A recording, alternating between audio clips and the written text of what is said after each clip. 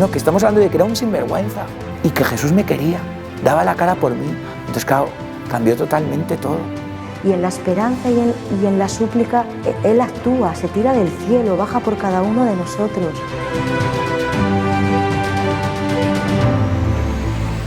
Yo siempre había mantenido algo de fe. Había ido a misa como hasta los 14 años, luego tuve ahí un par de años que dejé de ir, pero fue como por pereza, porque un día tenía que estudiar, porque otro día tal, no porque dejara de creer. O sea, yo siempre había pensado que Dios estaba ahí y siempre había mantenido como algo de oración, aunque no tenía como una relación, mi fe con el resto de las cosas de la vida. Era como parcelitas, por un lado como que creía y por otro lado pues la familia, los estudios, los amigos. Y luego fue en el instituto con un profesor de religión como yo me di cuenta de lo que realmente era la fe. Viendo a este profesor cómo realmente vivía su fe, pues a mí me llamaba mucho la atención. Y este hombre proponía todos los años un campamento. Y el último año que estuve yo ahí en el instituto, pues dije, tengo que ir, porque yo nunca me había atrevido a ir como en el grupito que él tenía. Y entonces dije que sí a ese campamento y ahí como que empezó todo. Empecé a descubrir realmente quién era Dios y empecé a rezar ya de verdad, volví a ir a misa y empecé a vivir los sacramentos y a vivir la fe dentro de este grupo, que es un movimiento de la Iglesia, Comunión y Liberación, que ahora mismo ya no estoy, pero que fue como el inicio, ¿no? Y ahí descubrí realmente pues, que es la fe católica, que yo no lo sabía. Y en esta relación con Dios en el día a día, pues fue como Dios al final me fue llamando donde Él quería, que es al sacerdocio. Y yo había hecho una carrera, ya había estudiado magisterio, estaba dando clase. Y aunque todo estaba como más o menos en su lugar, pues todo estaba más o menos ordenado, tenía un trabajo, tenía amigos, pero como que faltaba algo, como que a mí decía, algo falta, aunque parece que todo está bien, pero algo no está en su lugar. Entonces, a través de conversaciones que tenía yo con sacerdotes, pues poco a poco Dios me fue hablando. Y después de estar un par de años trabajando de profesor de primaria, música, a mí me iba por la rama de música, pues fue cuando entré en el seminario. Y este fue como inicio así de la vocación. Luego, pues en el seminario se afianzó, los años de formación, de estudio, y vamos, hasta hoy. Pues, bueno, a ver, yo venía de estudiar la rama de ciencias, me matriculé en biología, estuve un año, luego, como no era lo que yo quería, lo único que me atraía era la música, entonces ya mi vida fue por ahí un poquito. Y estando en el seminario, pues todavía tenía como la cosa de la música. Y había un compañero que también tocaba la guitarra, yo estudié en conservatorio, guitarra, piano. Y me acuerdo un domingo que estábamos antes de salir para las parroquias donde íbamos de pastoral, teníamos puesta, no sé, él tenía puesta una música que había un grupo católico hace ya años que se llamaba La Otra Mejilla, que era un grupo de seminaristas de Getafe, algún sacerdote. Y entonces así como medio en broma, ¿por qué no hacemos nosotros algo así? Venga, sí, yo le vi ahí tan emocionado. Bueno, venga, entonces empezamos a buscar así alguno más que conociéramos. Había un chico que tocaba el bajo que conocíamos, no era seminarista. Luego había otro sacerdote que vino a ser nuestro formador, que tuvo un grupo antes de ser sacerdote, que tocaba la guitarra eléctrica. Yo tenía una guitarra eléctrica, a este compañero, a Curry, le habían regalado una. Entonces, bueno, un día nos juntamos así a ver qué salía y así poco a poco fue saliendo esto, ¿no? Y bueno, sobre todo fue Alberto Rapo, que era el formador, el que iba tirando un poco más. Y como él era el formador de seminario y tenía como mano también en la delegación de juventud, que estaba él entonces, pues organizó un primer concierto para los jóvenes de la diócesis y fue muy bien. Y luego a partir de ahí, pues bueno, se unió alguno más y poco a poco pues seguimos con esto del grupo. Sacamos varios discos en el grupo que tenemos de La Voz de Desierto y ha servido como para llevar a Dios a través de la música. Que yo antes de entrar al seminario también tenía esa inquietud musical, había estado en algún grupo así de música tradicional, o sea, como buscando canciones que revelaran algo verdadero del ser humano. Pero cuando decidimos hacer el grupo, dijimos, ¿y por qué no hacemos un grupo donde explícitamente se hable de Dios en nuestras canciones, que sean para evangelizar, no solo para mostrar algo bello de la naturaleza humana, del enamoramiento a lo mejor, sino realmente que ir a lo esencial, a lo más importante? Entonces, por ahí íbamos, ¿no? Entonces, por eso nos llamamos al final así la voz del desierto, recordando a San Juan Bautista, que era la voz que grita en el desierto, que anuncia al que tenía que venir, el último profeta. Pues nosotros también queremos ser como esa voz que grita que Dios está aquí, que nos ama a todos y que ha venido para salvarnos, y eso es lo que queremos hacer con nuestra música. Entonces, el sacerdocio mío, bueno, ha estado unido a este grupo de música, aunque en principio no tiene que ver así, no es algo esencial al sacerdocio, o sea que yo podría no estar en ningún grupo ni nada, ¿no? Pero como que ha sucedido así, y que Dios ha querido también esta manera de evangelizar y también de llegar a los jóvenes, porque es una manera en la que ellos la música como que sienten muy, muy cercana. Y ahí seguimos. Ha habido estos últimos años, entre la pandemia y que alguno ya del grupo que no es sacerdote empieza a tener hijos, ya cuesta más quedar para ensayar y sacar a lo mejor un día que podemos para los conciertos, pero bueno, ahí seguimos, un poco a menor rendimiento, pero ahí seguimos.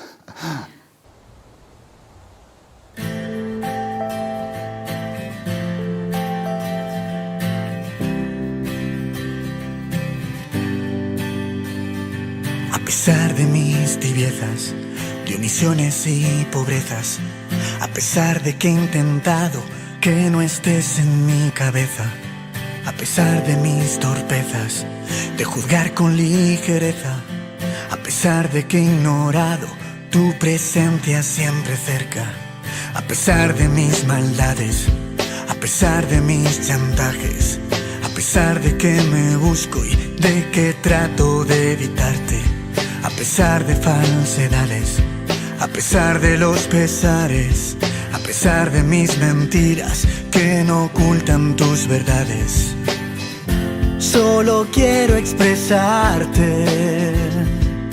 Nunca quiero alejarme. Sin tu calor, sin tu calor, ¿qué puedo yo?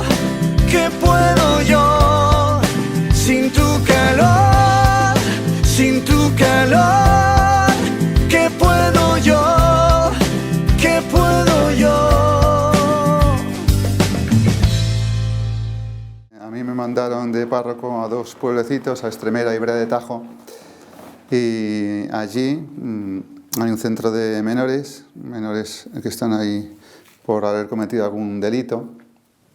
Y bueno, el cargo de ser párroco de los dos pueblos lleva consigo como el de ser capellán de este centro, porque este centro está como entre los dos pueblos, está ahí un poco en medio del campo, por si alguno se escapa que no tenga a dónde ir. Entonces, yo ya conocía este centro porque antes de ir yo, había un sacerdote amigo mío que era párroco allí, que estuvo en esos dos pueblos, Estremera y Brea de Tajo, y él pues alguna vez me invitó a ir como voluntario. Yo había ido un par de veces, 2 o 3 veces, con él. Entonces ya había ido y resulta pues que luego me nombraron a mi párroco, a él le cambiaron a otro sitio, y yo que había estado en Rivas, en una parroquia de Rivas, hacia Madrid, 6 años, me mandaron allí.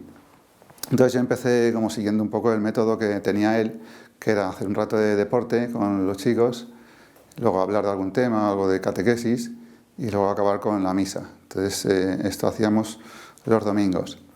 Y también empecé a llevar voluntarios. Había mucha gente que le atraía esto de venir y estar con los menores. A lo mejor uno venía un día sin ganas, pero luego cuando estaba dice, esto cómo mola, esto de estar aquí, y se animaba y venía más veces. Y había uno que venía casi todos los domingos conmigo. Bueno, entonces poco a poco con el tiempo pues iba entrando más, iba conociendo más cómo funcionaba, los chicos también cogían confianza contigo. Y yo me acuerdo que, bueno, al final yo estuve ahí 6 años, el último año ya fue ir, al principio ya los domingos, y a lo mejor un día entre semanas, si alguno quería hablar o confesarse, pero el último año iba 3-4 días por semana porque no me daba tiempo. O sea que ya como que había muchos que tenían una confianza y querían hablar conmigo y me pedían y a lo mejor se hacía la hora y bueno, pues mañana vuelvo. Y así entre semana hablaba con ellos y los fines de semana, los domingos, pues sabías cuándo entrabas, que era a las 5, pero luego cuando salías hay veces que nos echaban de ahí porque era la hora de la cena, que ya se tiene que ir a cenar, tienes que ir y nos teníamos que marchar, pero a veces, bueno, hacíamos de todo. Había veces que veíamos películas o trozos de vídeo, los comentábamos, había veces también que hacíamos una barbacoa, una comida con ellos, una merienda. Luego pues también partidos, baloncesto, fútbol. Y con los voluntarios que yo traía, pues había muchas veces que ellos daban testimonio de alguna cosa de su vida y luego contaban. Y ellos se sentían como muy queridos. O sea, lo que necesitan es ver que alguien les ama. Entonces ibas ahí y ellos están súper agradecidos de que nosotros fuéramos.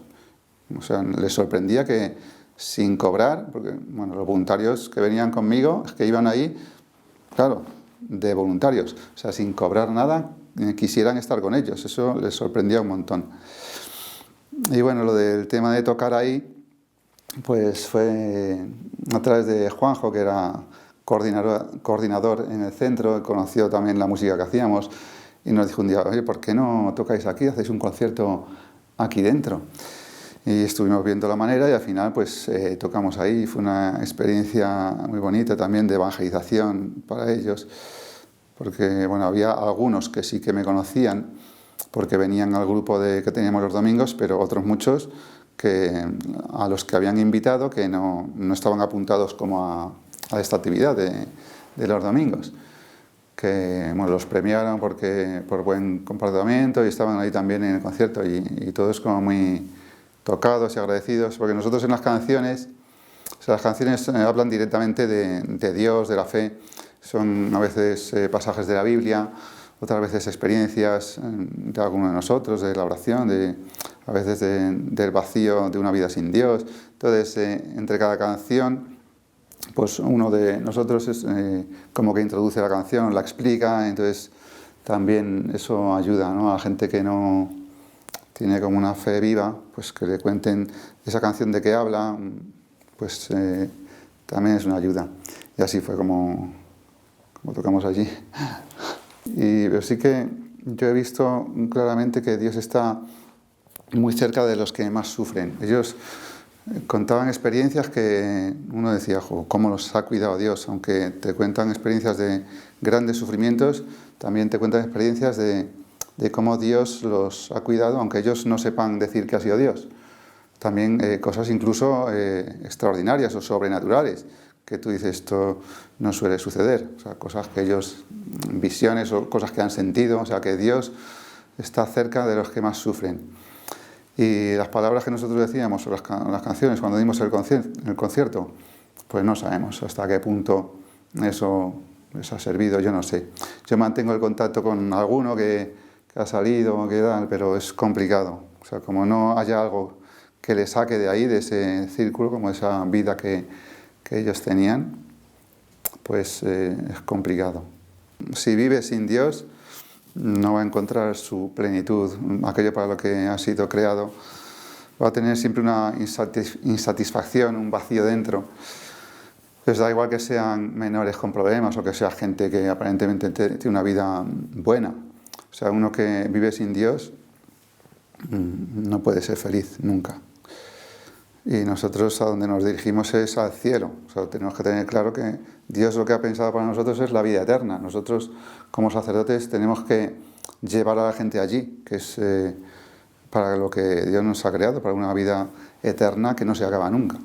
Entonces, con estos chicos, pues yo quiero eso para ellos, llevarles a Dios, que ellos conozcan el sentido de todo y que puedan ser felices aquí y en la otra vida. Y yo, pues sí, es verdad que en los últimos años allí que estuve, pues hablando con ellos he estado muchas horas y voy conociendo, no siempre con los jóvenes he tenido como una sintonía. Y pues también en otro centro que había al lado, que era chicos que eran sin medidas judiciales, que era como un reformatorio, ahí también el último año estuve yendo y hablando con ellos mucho tiempo. Entonces sé un poco por dónde van los tiros, sé un poco las carencias, cómo la sociedad ha destruido prácticamente la humanidad de las personas, y en los jóvenes eso se ve mucho, desde la música que escuchan hasta qué hacen en su tiempo libre, cómo usan el móvil o las redes sociales. Ahí se ve como ese vacío. Y pues nosotros, los sacerdotes, estamos aquí pues, en el mundo pues, para ser luz para la gente, para llevarles a Dios, para que puedan conocer lo que nosotros hemos conocido y puedan tener una vida plena.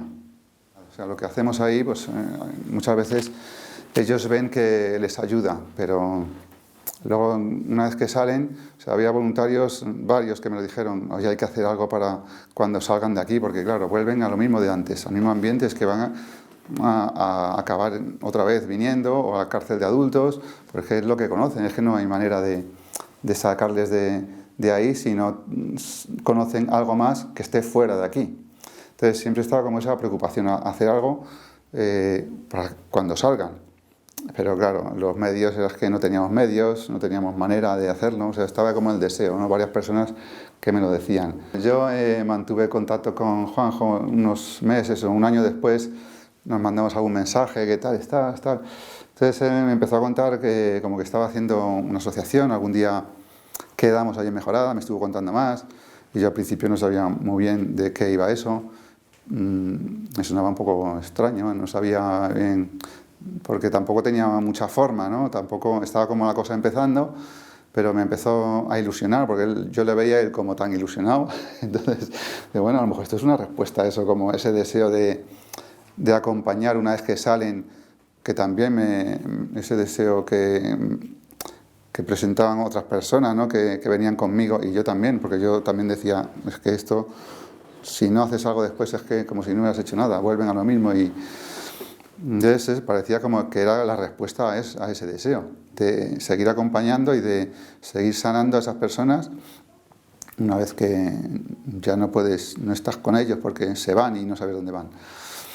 Entonces, con el tiempo, pues sobre todo este último año, se han hecho muchos proyectos en la Fundación Unblock, pero de momento yo estoy ahí un poco a ver lo que me dicen, ¿no? A ver qué pasa, como esto que está empezando a rodar poco a poco, cada vez más, y parece que va para adelante, y yo pues estoy esperando a ver qué me pide Dios para ver qué puedo hacer.